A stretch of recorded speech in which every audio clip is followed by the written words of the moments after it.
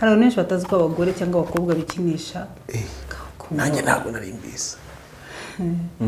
Yego bakumva ko abikinisha ari abasore cyangwa se ari abagabo gusa, ariko n'abakobwa nabo barikinisha kandi bikabagiraho ingaruka zikomeye.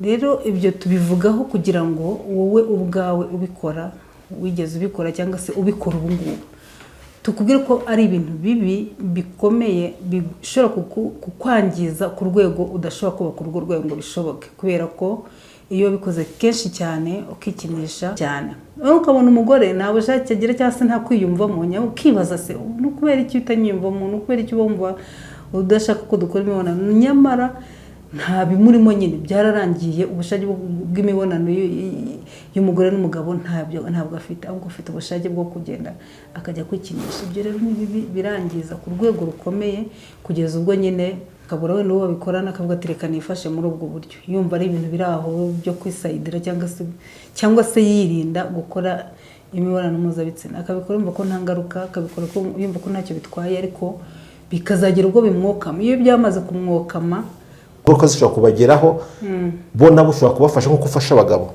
Yego. Ku bagore, abagore nabo baribwa umutwe. Umugore wikinisha igihe kinini aribwa umutwe, agahorana isereri, agahorana umunaniro udashira. Ikindi kintu gikomeye kiba kuzinuka. Noneho kuzinuka nta nubwo ari ukuvuga ngo ubushake bukeya cyangwa iki, kuzinuka burundu imibonano mpuzabitsina, ahubwo akanezezwa cyane nuko ubwe abyirangiriza.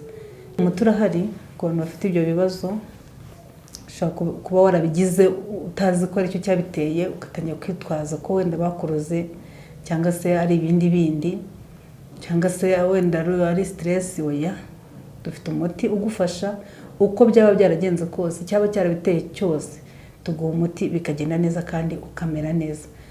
Naho kubwira abantu bajya bagenda ufite ikibazo mu gutera akabariro, urangiza vuba, warabaswe no kwikinisha, umugore akaba yarakwinubye, wabase uri umugore ariko inshingano zo mu gitanda zikaba zarakunaniye, uribwa umugongo cyane, nta mavangingo ndetse nta n'ububobere ufite, Shangazi Dativa wamamaye ku isi hose, ubu nawe wamubona byoroshye. Yewe namwe mufitanye ibibazo mu ngo, yababera umujyanama mwiza cyane. Abakobwa n'abadamu namwe mutagiye mu rubohero, namwe ibyo abibafashamo mu kanya nk'ako guhumbya. Ni umuhanga muzi akora, abamumenye baramwirahira. Wamwandikira kuri WhatsApp ukabanza akarongo ko guteranya 250 783 441 825, cyangwa waba uri hose ku isi aragufasha ndetse imiti ikakugeraho ku giciro nk'icy'umuneke. Shangazi Dativa, igisubizo kuri twese.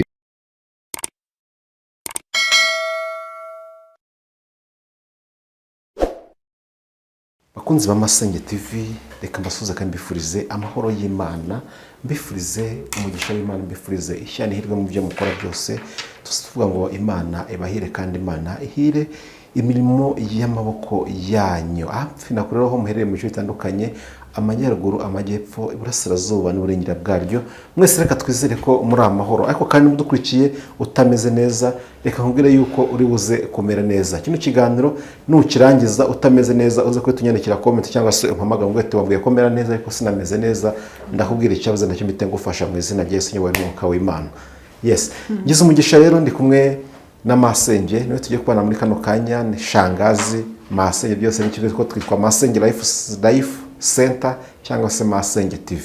Ni ikigo gishinzwe gufasha imiryango, aho dutanga imiti ifasha abagabo bacika intege cyangwa se bakoresha igihe gito mu gutera akabariro, abo twita ko babipa, kandi bipe ntago zemewe. Ntimuzongere kubipa, kandi Masenge Shangazi Imana naramuduhaye, ntimukongere kubipa, bitera umushiha, bitera amakimbirane mu ngo. Ikindi kandi dufite imiti duha abagore babura ubushake, batagira ubobere, batagira amazi, ba Mukagatare. Abo ba Mukagatare bose turabafasha bakanezeza abo bagiye gukora nabo izo gahunda, ariko kandi abo bashakanye reka nkongereho.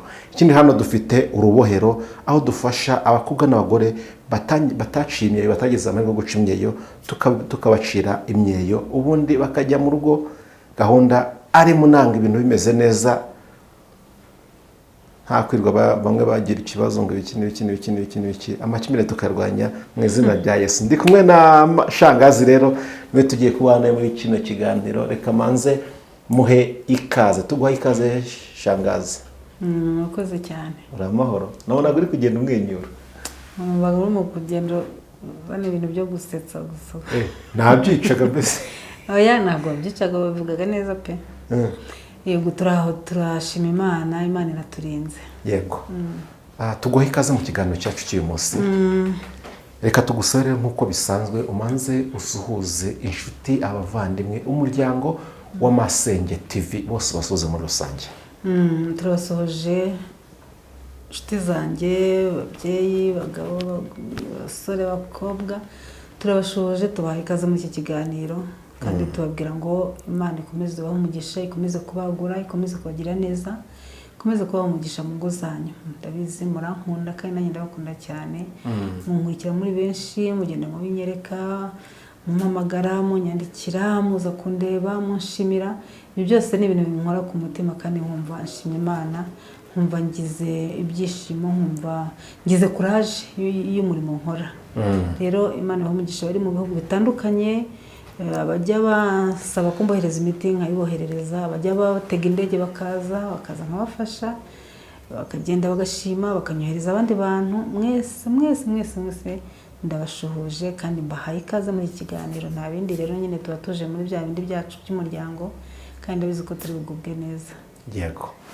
Tubahe ikaze rero nshuti bavandimwe mu kiganiro cyacu cy'umuryango cy'uyu munsi, aho tugiye kuganira ku bintu bitandukanye ariko byose biganisha kugira ngo dutegure umuryango mwiza, umuryango uzira amakimbirane kandi umuryango ufitiye sosiyete akamaro, umuryango tuzavuga ngo uyu mwana wakuriye muri uyu muryango afite uburere bwiza, yagirira akamaro igihugu, yagira akamaro sosiyete. Nta handi rero wivana amaso kuri Masenge TV ubundi tubane. Shangazi twagarutse, tumaze iminsi tujya tuganira ku biganiro bitandukanye ko twibanda cyane ku ngo n'uburyo abantu ibintu bimwe na bimwe bigenda bitera amakimbirane, cyangwa se usanga abantu bamwe bafashe ibintu babigira ntibindeba, batangira kugarura ubwenge ariko amakimbirane yatangiye kuza.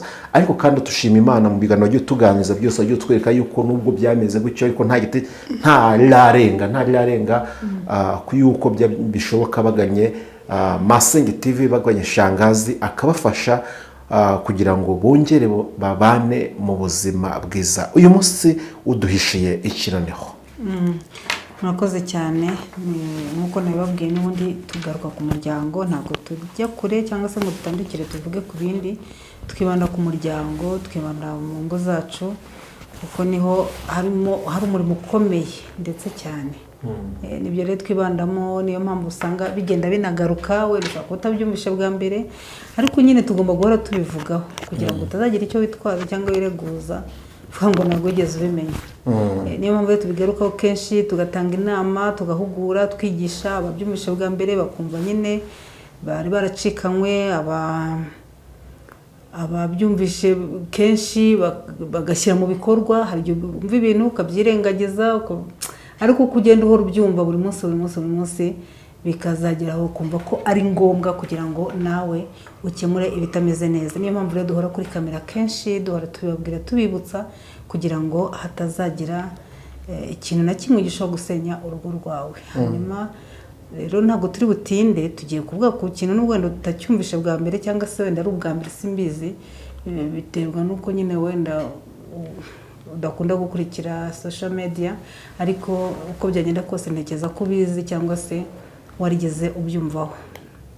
Tujya kuvuga ku kintu cyitwa kwikinisha ariko bidakunda kuvugwaho cyane cyangwa se bikorwa n'abantu bibwira ko nta kintu bitwaye, ariko gukunda kubivugaho kenshi no kubigarukaho ukaza kubona ko bya bintu ari ikintu kibi cyane kandi kigira ingaruka zikomeye. Hari abantu benshi batazi ko abagore cyangwa abakobwa bikinisha. Nanjye ntabwo nari mbizi. Yego. Bakumva ko abikinisha ari abasore cyangwa se ari abagabo gusa, ariko n'abakobwa nabo barikinisha kandi bikabagiraho ingaruka zikomeye. Rero ibyo tubivugaho kugira ngo wowe ubwawe ubikora, wigeze ubikora cyangwa se ubikora ubu ngubu, tukubwire ko ari ibintu bibi bikomeye bishobora kukwangiza ku rwego udashobora kubaka urwo rwego ngo bishoboke, kubera ko iyo bikoze kenshi cyane ukikinisha uri umukobwa birakwangiza kugeza ubwo uzinukwa icyitwa imibonano mpuzabitsina kumva nta kintu ikumariye.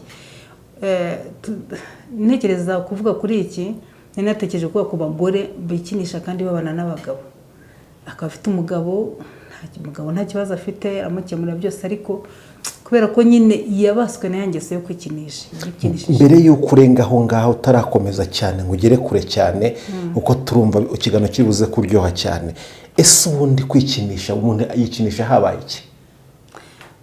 Hari ukuntu umuntu wenda bikora yagize wenda yumvisha ashatse imibonano mpuzabitsina akabura wenda uwo babikorana akavuga ati reka nifashe muri ubwo buryo, yumva ari ibintu biri aho byo kwisayidira cyangwa se yirinda gukora imibonano mpuzabitsina, akabikora yumva ko nta ngaruka, akabikora yumva ko ntacyo bitwaye, ariko bikazagira ubwo bimwokama. Iyo byamaze kumwokama byarafashe indi ntera, kubireka ntibishoboka, ni ikiyobyabwenge kibi cyane, ni nko kunywa urumogi. Ngakomeza. Nari ndimo kuvuga rero ku bagore babikora cyangwa wenda ashobora kuba yarabikoze akiri mutoya. Hari umwe wegeze ampamagara w'umukobwa arambwira ati njyewe nta mugabo nzigera nshaka, mba numva niyo turi kumwe ntazi wenda iyo mpagaranye n'umusore ntabwo bamwiyumvamo habe na gatoya. Ese kubiye cyangwa ati njye narikinishije kuva kera ndi umwana ku buryo numva njyewe ubwanjye kubyirangiriza ari byo byiza. Hanyuma nganira n'undi wigeze bikora ari mutoya arashaka, ahambwa ati ngiye iyo ndi kumwe n'umugabo mba numva ntazi ibyo ari byo, ati ahubwo iyo mbona numva nshaka gukora imibonano mpuzabitsina ndagenda nkajya mu kindi cyumba cyangwa se muri dushe cyangwa se n'ahandi, akagenda akajya kwikinisha kugira ngo yumve nyine yishimye aruhutse. Urumva rero ni ikintu gikomeye, ugashaka umuntu uzi ngo ni umugore nyine ushatse, naho wishakiye umugore ufite undi mugabo ufite uko yikemurira ikibazo nyine ku ruhande, birababaje cyane. Ukabona umugore ntawe ushake agira cyangwa se nta kwiyumvamo, ukibaza se ni ukubera iki utanyiyumvamo, ni ukubera iki wumva udashaka ko dukora imibonano, nyamara nta bimurimo nyine byararangiye. Ubushake bw'imibonano y'umugore n'umugabo ntabwo afite, ahubwo afite ubushake bwo kugenda akajya kwikinisha. Ibyo rero ni bibi, birangiza ku rwego rukomeye kugeza ubwo nyine umugabo mushobora gutandukana, bishobora kuza urubyaro n'ibindi bintu byinshi bitandukanye. Hanyuma ku bagore rwose bigeze bakabikora, ubwo nyine duhita tubona no kubwira n'abagabo ushobora kuba babikoze ukiri mutoya, umugabo uri umusore uri mu mashuri wumva ari ibintu byo kwikinira by'abana, ariko uyu munsi nkunda kubigarukaho kenshi bikaba byarakugezeho iyo ngaruka urimo kubona yo kumva. Kenshi nkunda kubabwira ibimenyetso, kandi koko iyo umuntu ampamagaye akambwira ati njyewe mfite ikibazo cyo mu buriri, kurangiza vuba, gucika intege, mbanza kumubaza niba yarigeze akora icyo kintu, kuko ahanini usanga wenda nubwo atari bose bagira ibyo bibazo byo kurangiza vuba byaratewe no kwikinisha, ariko abenshi ubu usanga barikinishije. Nkamubaza ese umva uribwa umutwe, ati yego umva uribwa mu kiziba cy'inda, yego umugongo, yego umunaniro, ibintu nk'ibyo ngibyo, udusonga, ibintu nk'ibyo. Akambwira ati rwose ibyo byose umbwiye niko bimeze. Nkabase wigeze wikinisha, ati narabikoze igihe kingana iki, imyaka 2 imyaka 3, ariko ni mike. Aho nyine akubwira ati reka ntago ari byinshi, ni imyaka 2 imyaka 2 ni myinshi cyane, niyo aba aramezi angahe. Ibyo rero bikagira ingaruka rwose zo gutuma undi akambwira ati rwose njyewe mbona igitsina cyanjye genda kiba kigufi ku buryo nsigaye mbona kameze nk'akumwana. Ibyo rero icyo nyine ibimenyetso ni byinshi, ariko ibyo byose icyo mvuze cyo kugabanuka ku gitsina, kuribwa umugongo, kuribwa mu kiziba cy'inda, kugira udusonga mu gitsina twa hato na hato, kurangiza vuba, gucika intege, ibi byose ni ibimenyetso bigaragaza umuntu wikinishije. Utararenga aho uretse gato nanone urihangana ngene gusubiza inyuma ho gatoya.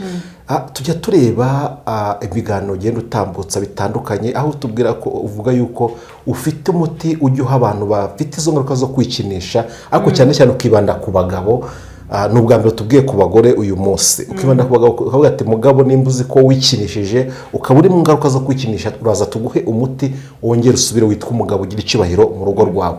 Ese abo bagore bikinisha noneho ni izihe ngaruka cyangwa se ni ibihe bimenyetso bigaragaza ko bagiye guhura n'izo ngaruka kugira ngo nabo bamenye uko wabafasha? Ese nimba izo ngaruka zishobora kubageraho bo nabo ushobora kubafasha nk'uko ufasha abagabo? Yego, aha ku abagore nabo baribwa umutwe. Umugore wikinisha igihe kinini aribwa umutwe, agahorana isereri, agahorana umunaniro udashira. Ikindi kintu gikomeye kiba kuzinuka.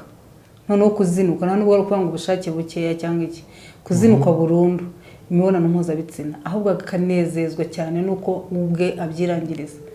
Ni icyo ngicyo rero kibaho ku bagore. Yego, hanyuma rero nari ndimo kuvuga ngo abagabo ahanini ikintu gita kigaragara cyane kugabanuka kw'igitsina, ugasanga umuntu arambwiye ese mu gihe umuti wongera igitsina, ni weya twe nta muti tukire wongera igitsina niba ari ko wavutse. ubwo mbona kubwira nk'abantu bajya gufata imiti iriya none ngo bajye gufata imiti yo kongera ibitsina, nta muti wo kongera igitsina ubaho. Iyo ari ko wavutse, uko ubona umuntu mugufi udashobora kumugira muremure ngo bikunde, n'ubundi iyo ari ko wavutse nta kintu ushobora gukora ngo uhinduke kibe kirekire, weya ntacyo. Ahubwo iyo yakoze ibyo bintu byo kwikinisha, ugasanga imitsi uko agenda yikinisha, imitsi iragenda isa n'ireguka kigenda gasubirayo nyine, akagenda akamera nk'umwana. Icyo gihe iyo yaje nyine tumuha umuti umufasha kongera kugarura ubushake ndetse no gutuma igitsina cye cyongera kikarambuka. Uko amaraso agenda atembera neza mu gitsina niko kigenda cyongera kikarambuka, kikongera kikagira imbaraga, akongera agakora nk'uko byari bisanzwe. Urumva rero ko umuti urahari ku bantu rwose bajya bamamagara mu gatese kuko ibintu birashoboka.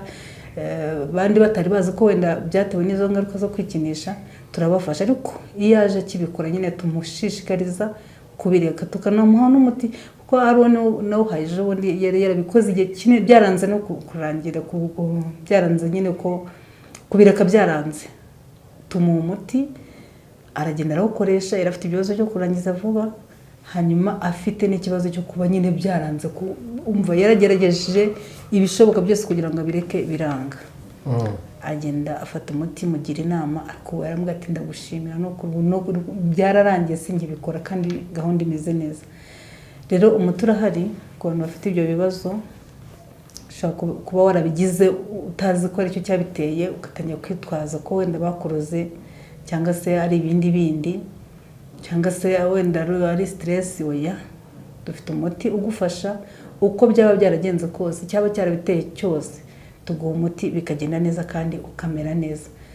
Mbona no kubwira abantu bajya bagenda bagafata imiti itandukanye, akaza hano ambwira ati rwose nafashe imiti nyine ntago nizera, akaza hano nta cyizere afite.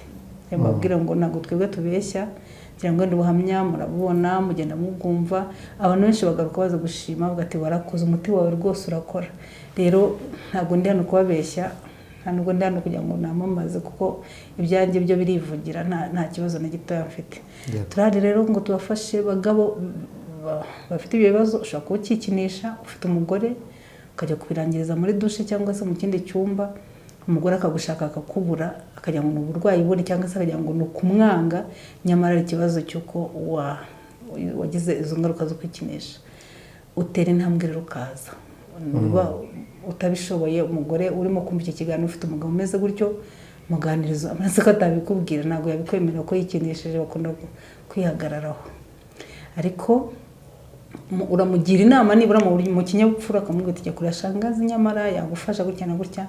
Yaje ngiye ntabwo yamisha, ndamubaza byose akambwira, kandi icyo nshima Imana nuko mu muti bikagenda neza. Yego, watubwiye yuko ahanini umugabo wikinishije arabipa akoze bikahita birangira.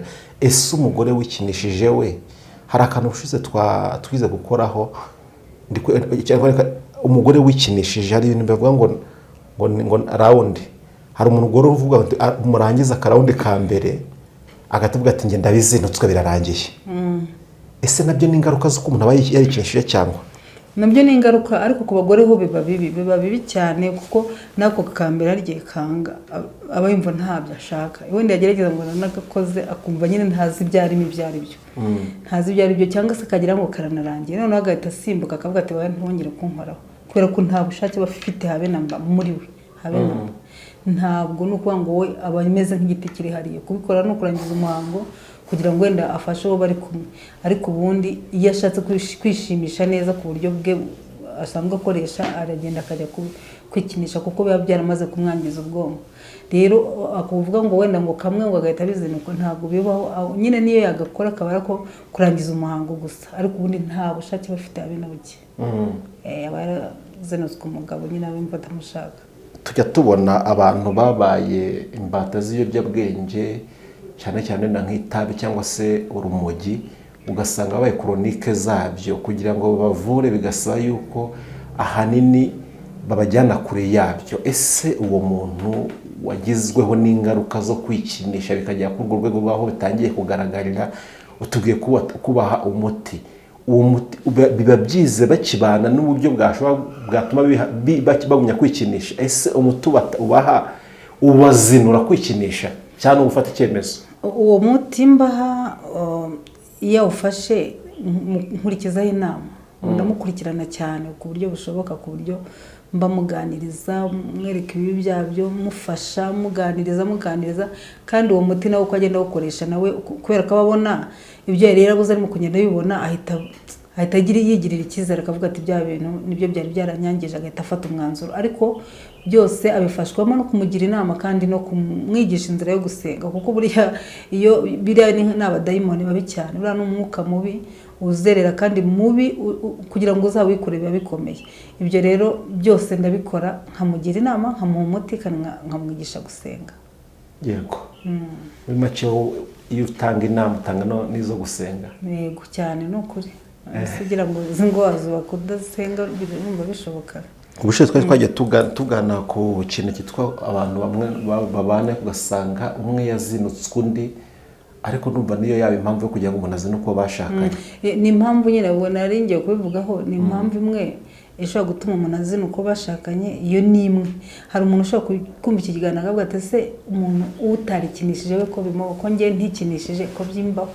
Kandi barahari benshi bibaho, bananirwa gutera akabariro, bananirwa gukora imibonano, bacika intege, ubushake bwagiye burundu kandi atarigeze yikinisha.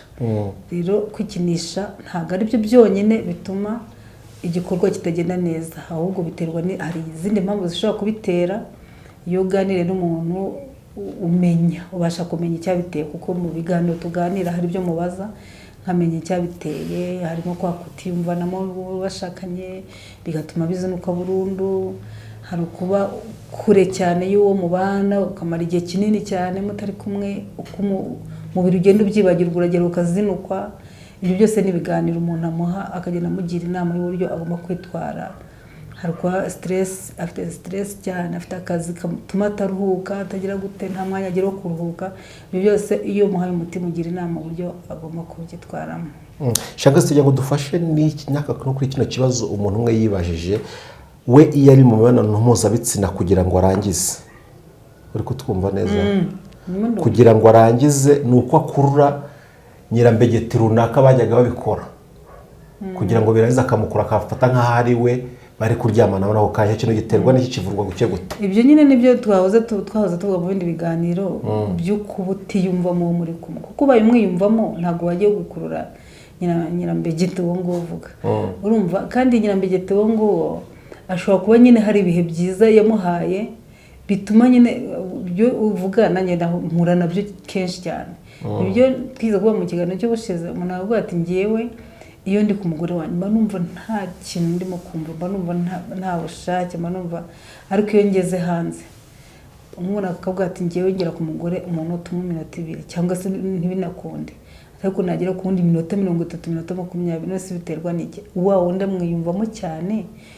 Wenda hari ibyo afite bitandukanye n'iby'uwo nguwo, ni ibintu byinshi ashobora kuba amwiyumvamo.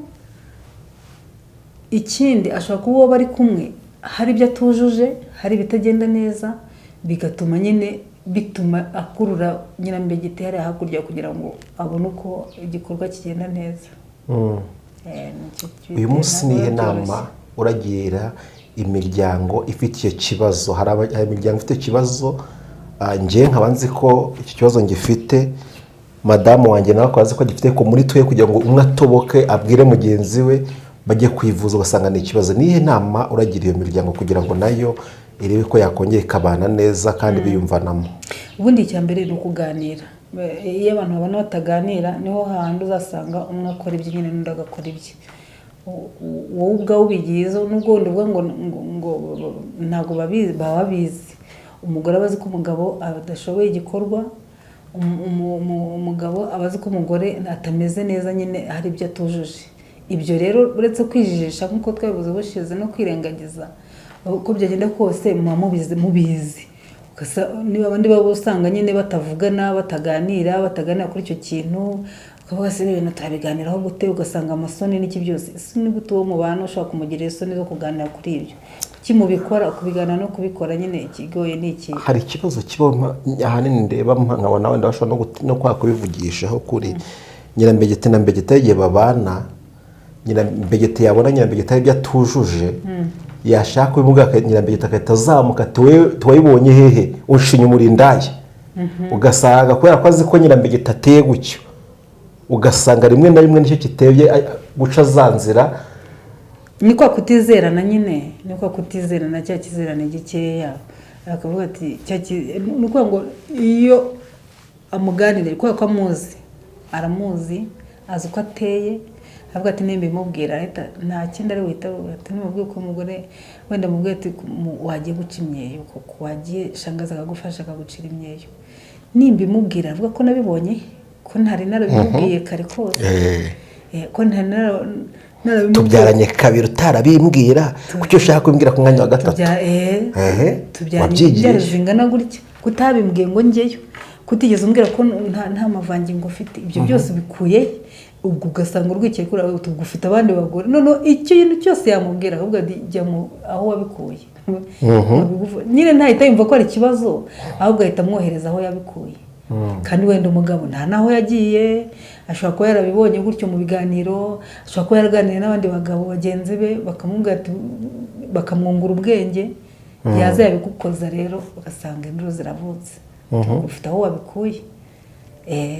Urumva rero abo bagore rero bameze gutyo bagira inama, bari kukumva, barandabizi, bari kukumva rero no kukureba bagira inama bitwara gute bari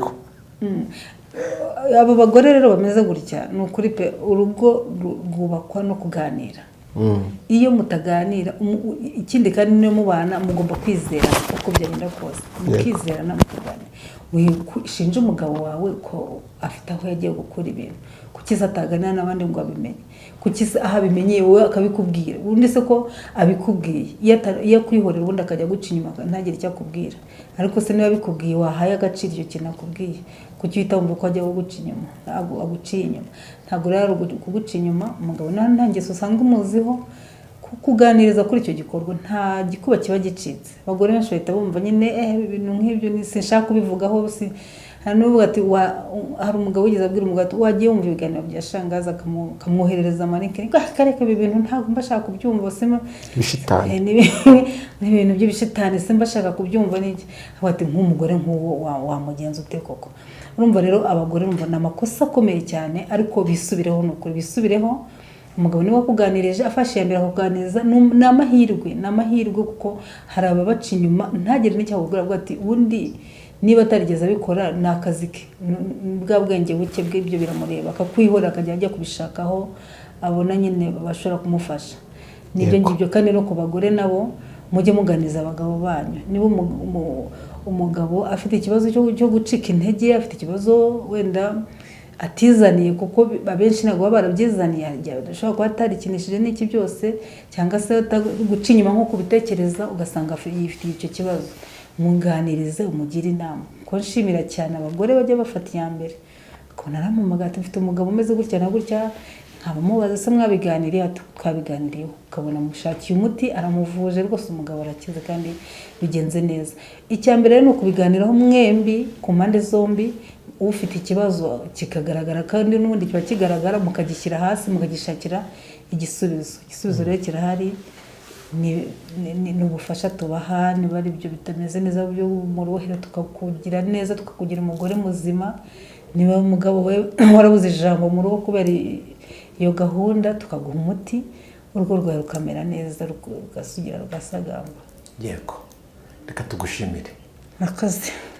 Ku musozo w'ikiganiro cyacu reka tubwire abaduteze amatwi muri kano kanya, ushobora gusanga ufite zimwe muri zino ngaruka cyangwa se ugasanga mu byo tuvuze bikubaho cyangwa se bikubonekaho. Reka tukubwire ngo gana Shangazi aragufasha, kandi ntugire ikibazo. Shangazi ni umubyeyi, uramubona muri screen zawe, ni umubyeyi kandi azakugira inama. Nta ibanga itarimira, byose ahita bimira birangira ngo ko n'umubyeyi kandi wujuje indangagaciro z'umuco nyarwanda ndetse na kirazira. Reka tugushimire ku kiganiro cyiza uduhaye Shangazi, tuzasubira ubutaha. Yego, murakoze cyane. Dushimiye kandi umuntu wese wabanye natwe muri icyo kiganiro twatanganye tugeze ku musozo. Reka nawe tugusabire umugisha uri uw'agaciro kandi kukugira ntibigira uko bisa. Ariko kandi reka tuzasubire ubutaha. Ibiganiro byacu byo kuri Shangazi cyangwa se kuri Masenge nakagaruka. Ikindi kandi wenda utarasoza, wenda hari igihe abantu bandika tuze ukorera he, gutya n'ibyo dukorera mu mujyi hafi naho zegereza. Iyo ugeze mu mujyi wenda muri gare cyangwa se gare mu mujyi uraduhamagara, cyangwa se ugiye kuza uraduhamagara kuri izo nomero tukakuyobora nta kibazo. Yego, umujyi wa Kigali. Umujyi wa Kigali.